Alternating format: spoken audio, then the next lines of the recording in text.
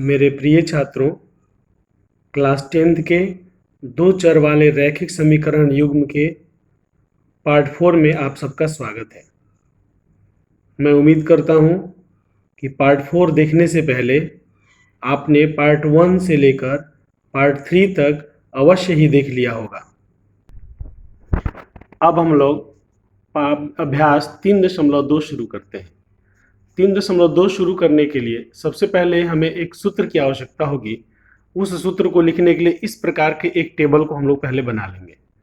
इस टेबल को हम आपको समझाने चलते हैं। ऊपर हम लोग लिख लेंगे अभ्यास 3.2 और ऊपर हेडिंग डालेंगे समीकरण युग्म के व्यवहार एवं हलों का अस्तित्व। हेडिंग डालेंगे समीकरण युग्म के व्यवहार एवं हलों का अस्तित्व। सबसे ऊपर लिखेंगे अनुपातों की तुलना, उसके बाद ग्राफीय निरूपण, उसके बाद बीजगणितीय निरूपण, उसके बाद नामकरण और उसके बाद संगत या असंगत। हम लोग देखते हैं, सबसे पहले लिखेंगे कि हम लोग के पास जब समीकरण प्राप्त हो जाता है तो हम लोग a1 a2 b1 b2 आराम से निकाल सकते हैं। उस a1 a2 और b1 b2 को देख करके हम लोग समीकरण युग्म के व्यवहार को और हल के अस्तित्व को समझेंगे। यदि उसका a1 a2 b1 b2 के बराबर नहीं है तब जब हम लोग उसका ग्राफ बनाएंगे तो उसको प्रतिच्छेद करती हुई रेखाएं प्राप्त होंगी, और जब हम लोग उसको हल करेंगे तो केवल एक हल प्राप्त होगा। इसको हम लोग अद्वितीय हल भी कहते हैं। उस समीकरण युग्म का नाम होगा अविरोधी समीकरण युग्म, और संगत असंगत में से वह समीकरण युग्म संगत होगा। संगत समीकरण युग्म वह होता है जिसका हल होता है, और जिसका हल नहीं होता है वह होता है असंगत समीकरण युग्म, और संगत समीकरण युग्म का हल हर स्थिति में होगा। आते हैं 2 नंबर पर। जब हम a1 a2 b1 b2 c1 c2 का अध्ययन करते हैं तो 2 नंबर वाली स्थिति में a1 a2 बराबर होता है b1 b2 के, और b1 b2 बराबर होता है c1 c2 के। इसका मतलब ये तीनों अनुपात बराबर होते हैं। जब हम लोग इसका ग्राफ बनाएंगे तो हमें ग्राफ संपाती रेखाएं प्राप्त होंगी। संपाती रेखाएं का मतलब ऐसी दो रेखाएं जो एक दूसरे के ऊपर स्थित होती हैं, तो ऐसी रेखाओं को संपाती रेखाएं कहते हैं। इसका अपरिमित रूप से अनेक हल होता है। इसका नाम होता है आश्रित समीकरण युग्म नाम होता है, या तुल्य समीकरण युग्म नाम होता है। यह भी संगत समीकरण युग्म है क्योंकि इसके भी हल होते हैं। तीसरी स्थिति में जब हम लोग अनुपात की तुलना करते हैं तो देखते हैं कि a1 a2 बराबर होता है b1 b2 के, किंतु यह बराबर नहीं होता है c1 c2 के। तो ऐसे समीकरण युग्म को हम ग्राफ बनाएंगे तो समांतर रेखाएं प्राप्त होंगी, रेल की पटरी की तरह रेखाएं प्राप्त होंगी, और जब हल निकालेंगे तो इनका हल निकलेगा ही नहीं, कोई भी हल नहीं होता है, और इनका नाम होता है विरोधी समीकरण युग्म, और ये होते हैं असंगत समीकरण युग्म क्योंकि इनका कोई भी हल नहीं होता है। इस प्रकार हम लोग केवल समीकरण युग्म को देख करके ही उसके हल का अस्तित्व देख सकते हैं, और उसके समीकरण युग्म के व्यवहार को भी हम लोग बता सकते हैं। अब आगे प्रश्न को हल करेंगे। अब हम लोग पहुंच गए हैं उदाहरण नंबर 4 पर। उदाहरण नंबर 4 में कहता है कि जांच कीजिए कि समीकरण युग्म x + 3y = 6 और 2x - 3y = 12 संगत है। यदि ऐसा है तो उन्हें ग्राफ द्वारा हल कीजिए। हम लोग उदाहरण 4 को हल करते हैं। सबसे ऊपर लिखेंगे कि प्रश्न में दिया गया समीकरण युग्म। तो प्रश्न में जो समीकरण युग्म दिया गया है वह है x + 3y = 6 और 2x - 3y = 12। उसको लिख लेंगे। अब हम लोगों को a1 a2 b1 b2 निकालना है, क्योंकि हमें यह जांच करना है कि संगत है कि असंगत है। तो इसके लिए हमें इसका मानक रूप लिखना होगा। मानक रूप हम लोग जानते हैं a1x + b1y + c1 = 0, a2x + b2y + c2 = 0।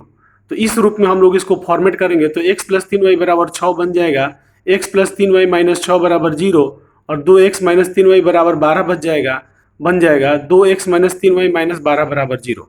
अब यहाँ से हम लोग a1 b1 c1 a2 b2 c2 निकालेंगे। हम देखते हैं कि a1 बराबर यहाँ पर 1 है, b1 बराबर 3 है और c1 बराबर -6 है, a2 बराबर 2 है, b2 बराबर -3 है, c2 बराबर -12 है। अब हम लोग तीनों अनुपात निकालेंगे। a1/a2 b1/b2 और c1/c2 ज्ञात करेंगे। a1/a2 देखते हैं कि 1/2 है, b1/b2 आता है 3/-3, 3 से 3 कट जाता है, आंसर -1 आता है। और c1/c2 आता है -6/-12, माइनस से माइनस कट जाता है, 6 दूनी 12, आंसर आता है 1/2।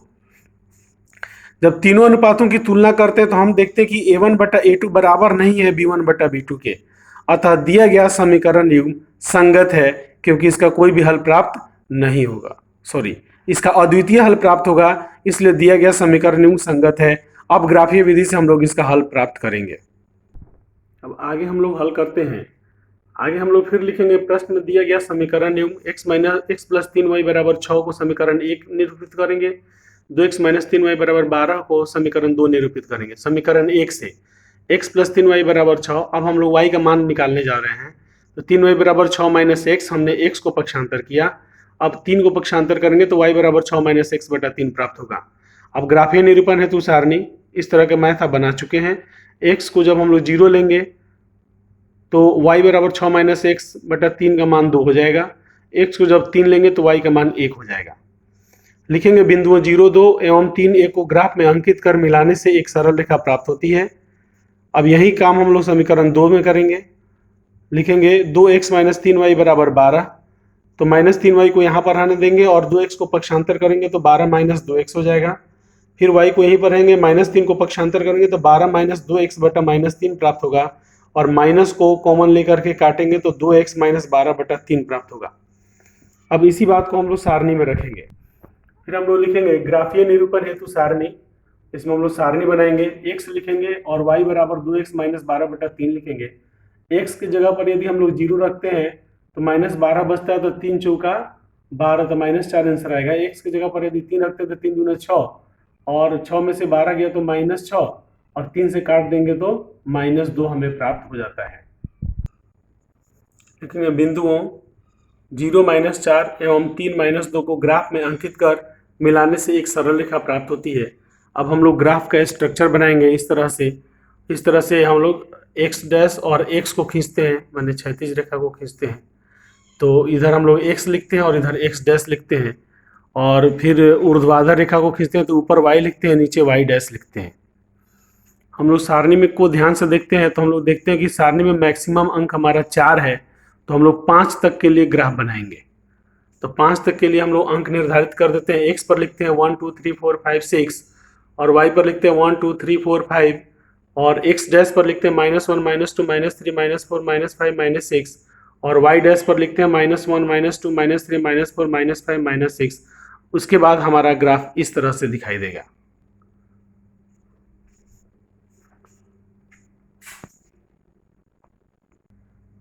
अब हम लोग सारणी 1 में देखते हैं कि हम लोग को 0 2 और 3 1 दो बिंदु प्राप्त होता है। तो 0 2 को मिलाने के लिए देखिए इस तरह हम लोग 0 2 बिंदु पहले 0 2 बिंदु को निरूपित करेंगे, वह 2 पर आएगा, और 3 1 को निरूपित करेंगे, यह 3 और 1 3 1 पर यहाँ आएगा। अब इन दोनों रेखाओं को, दोनों बिंदुओं को मिला करके एक रेखा खींचेंगे तो यह रेखा इस प्रकार से हमें प्राप्त होती है, और इस रेखा के ऊपर हम लोग फिर समीकरण लिख देंगे x + 3y = 6। इसका मतलब यह रेखा x + 3y = 6 का ही समीकरण है। अब हम लोग दूसरी सारणी को देखेंगे। दूसरी सारणी में बिंदु 0 - 4 है, तथा दूसरा बिंदु है 3 और -2। इन दोनों बिंदुओं को अंकित करेंगे, और अंकित करके जब हम लोग एक रेखा बनाते हैं तो हमें इस प्रकार से सरल रेखा प्राप्त होती है। इसके ऊपर हम लोग समीकरण लिख देंगे 2x - 3y = 12। ये हम देखते हैं कि दोनों आलेख जा करके बिंदु 6 और 0 पर एक दूसरे को काटते हैं। इसका मतलब 6 0 बिंदु जो है वह दोनों आलेखों पर स्थित है, और यही इनका हल है। उसके नीचे हम लोग लिखेंगे कि दोनों आलेख बिंदु 6 0 पर प्रतिच्छेद करते हैं, अतः इन जो प्रश्न में दिया गया समीकरण है उसका हल होगा x = 6 और y = 0। इस प्रकार से जो हल किया जाता है इसी को कहा जाता है ग्राफीय विधि से समीकरण को हल करना। यह समाप्त होता है। अब हम लोग उदाहरण 5 पढ़ेंगे। उदाहरण 5 में कहता है कि ग्राफ द्वारा ज्ञात कीजिए कि निम्न समीकरण युग्म का हल नहीं है, अद्वितीय हल है अथवा अपरिमित रूप से अनेक हल है। 5x - 8y + 1 = 0, 3x - 24/5y + 3/5 = 0। अब इसको हम लोग हल करते हैं। अब उदाहरण 5 का हल हम लोग लिखेंगे प्रश्न में दिया गया समीकरण युग्म 5x माइनस 8y प्लस 1 बराबर 0 समीकरण नंबर 1 हो गया। 3x माइनस 24/5y प्लस 3/5 बराबर 0 यह हो गया समीकरण नंबर 2। अब हम लोग समीकरण 1 को लेंगे, उसमें से y का मान निकालेंगे। समीकरण 1 हम लोग लेते हैं तो यह 5x माइनस 8y प्लस 1 बराबर 0 हो जाता है, अर्थात 5x माइनस 8y बराबर -1 हो जाता है, अर्थात माइनस 8y बराबर -1 माइनस 5x हो जाता है, अर्थात y बराबर -1 माइनस 5x और -8 को पक्षांतर करते हैं तो बटा में -8 आ जाता है और माइनस को कॉमन लेकर के काट देते हैं तो यह हो जाता है 1 प्लस 5x बटा 8। अब हम लोग लिखेंगे ग्राफीय निरूपण हेतु सारणी। अब हम लोग सारणी बनाएंगे। सारणी में लिखेंगे x और नीचे लिखेंगे y बराबर 1 प्लस 5x बटा 8। तो हम लोग यदि x की जगह पर 3 रखते हैं तो 5 3 15, 15 1 16 प्राप्त होता है और 8 दूना 16 कट जाता है तो y 2 हो जाता है। x की जगह यदि -5 रखते हैं तो 5 और -5 को गुना करेंगे तो -25, प्लस 1 करेंगे तो -24 और 8 से भाग करेंगे तो -3 प्राप्त होता है। अब लिखेंगे बिंदुओं 3 2 एवं -5 -3 को ग्राफ में अंकित कर मिलाने से एक सरल रेखा प्राप्त होती है। अब समीकरण 2 को लेंगे। समीकरण 2 में लिखा है 3x माइनस 24/5y प्लस 3/5 बराबर 0। अब हम लोग यहाँ पर 15x माइनस, अब हम लोग क्या करेंगे कि 5 से पूरे पक्ष को भाग कर देंगे, गुना करेंगे। तो 3x को 5 से गुना करते हैं तो 15x प्राप्त होता है, -24/5 को 5 से गुना करते हैं तो 5 5 कट जाता है, -24y प्राप्त होता है, और 3/5 को 5 से गुना करते हैं तो 5 5 कट जाता है और 3 प्राप्त होता है। इस प्रकार हमें प्राप्त होता है 15x माइनस 24y प्लस 3 बराबर 0। अब हम लोग क्या करेंगे, दोनों पक्षों को 3 से भाग कर देंगे। जैसे ही हम लोग 3 से भाग करते हैं तो 15x में 3 से भाग करते हैं तो 5x प्राप्त होता है, -24y में 3 से भाग करते हैं तो -8y प्राप्त होता है, और 3 में 3 से भाग करते हैं तो 1 प्राप्त होता है। इस प्रकार हमें 5x माइनस 8y प्लस 1 बराबर 0 प्राप्त हुआ। अब इस समीकरण से हम लोग y का मान प्राप्त करेंगे। तो 5x माइनस 8y और प्लस 1 को पक्षांतर करेंगे तो -1 हो जाएगा। अब हम लोग -8y, अब 5x को पक्षांतर करते हैं तो -1 माइनस 5x हो जाता है, और फिर -8 को पक्षांतर करते हैं तो y बराबर -1 माइनस 5x बटा -8 हो जाता है। इस प्रकार माइनस को कॉमन लेकर जब काट देते हैं तो y बराबर 1 प्लस 5x बटा 8 हो जाता है। अब फिर हम लोग लिखेंगे ग्राफीय निरूपण हेतु सारणी। x लिखेंगे ऊपर, नीचे लिखेंगे y बराबर 1 प्लस 5x बटा 8। हम देखते हैं कि y का मान दोनों सारणी में बराबर आता है, इसलिए हम लोग बिंदु भी दोनों को बराबर ले लेंगे तो हमें 3 2 प्राप्त होगा और -5 -3 प्राप्त होगा। इसको हम लोग लिख देंगे कि बिंदुओं 3 2 एवं -5 -3 को ग्राफ में अंकित कर मिलाने से एक सरल रेखा प्राप्त होती है।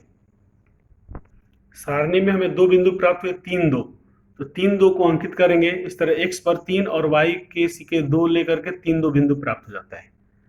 इसी प्रकार -5 -3, तो -5 और -3 के लिए हम लोग एक बिंदु प्राप्त करेंगे, x पर लेंगे -5 और y पर -3 और इसके सीक में देखेंगे तो यह बिंदु हमें प्राप्त हो जाता है। इन दोनों बिंदुओं को मिलाते हैं तो हमें एक सरल रेखा प्राप्त हो जाती है। इस प्रकार से एक सरल रेखा प्राप्त हो जाएगी, और दूसरे सारणी में जो बिंदु दिए गए हैं उसके आधार पर भी मिलाएंगे तो सरल रेखा प्राप्त होगी।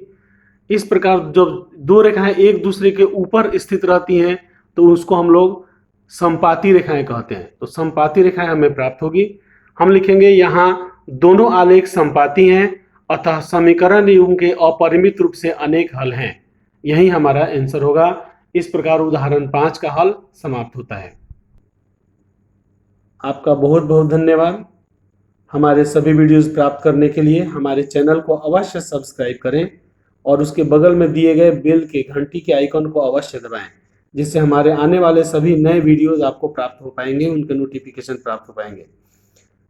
हमारे वीडियोस में आपको टेक्स्ट बुक की रीडिंग प्राप्त होगी, नोट्स प्राप्त होंगे तथा उन पर सभी प्रकार के प्रश्नों के जवाब मिलेंगे। पुनः इस वीडियो में आपका बहुत बहुत धन्यवाद।